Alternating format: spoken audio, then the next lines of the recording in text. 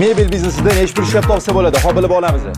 Do'stlar, tanishingiz Sardor aka Ergo kompaniyasining asoschilaridan biri. 120 ta xodim, nechta showroom? 2 ta showroom.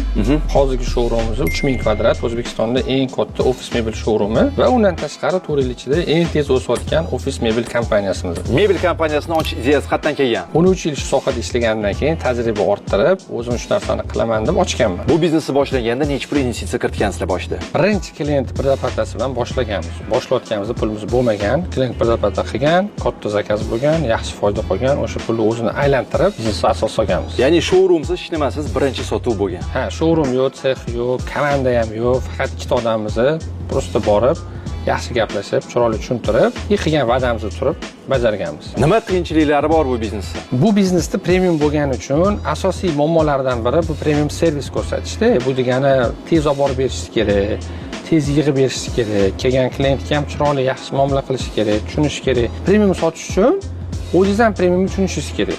Balki o'zingiz ham premium hayotda yashagan bo'lishingiz kerak.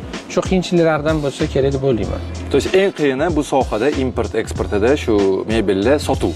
Sotuvni joyiga qo'ysangiz, qolgan hammasini o'sha kelgan оборотni hisobiga joyiga qo'yib ketaverasiz. To'ppa-to'g'ri. Necha foizi sof foyda hisoblanadi? Premiumda 10%, sof qoladigani o'rta segmentimizda 5% atrofida bo'ladi. Showroomingizda eng qimmat mebel qaysi hozirda? Hozir ko'rib turgan ring modelimiz 100 million atrofida turadi. Shu stolni o'zi. Stolni o'zi 100 million. Yiliga nechta bunaqa mebel sotiladi? Sababi odamlar so'rashi mumkin. Sotiladimi bu o'zi yo'qmi deb? Yo'q, aynan shu deb aytish noto'g'ri. Shuni klassida bir 2 xil, 3 xil narsalar bor. Bu 100 million atrofida turadigan har oy sotiladi. Har oy nechta? Bitta, ikkita, uchta bo'lishi kamida. Yiliga ya'ni 20 ta, 30 ta mana shunaqa stol sotiladi. Shuni kategoriyadagi klassli narsadan shunaqa desa bo'ladi. Eng katta qanaqa summaga mebel sotgansizlar? Ikkita kontrakt bo'lgan, 10 milliardga bitta kontrakt bo'lgan. 10 milliarddan oshiqroq bu Nestumandagi joylashgan bank 10 milliard, 11 milliard bo'lganda. Polni mebelni qo'yib bergansizlar. Ha, 8 etaj mebellarni qo'yib bergan. Shu yerdan savol kelib chiqadi, eng katta yo'qotish biznesingizda nima bo'lgan? Biznesda bo'lsa agar, mana bizda ishlab chiqarishimiz ham bor. Shu ishlab chiqarishimizga rosa ko'p kuch beramiz, zakazlar olamiz, lekin masalan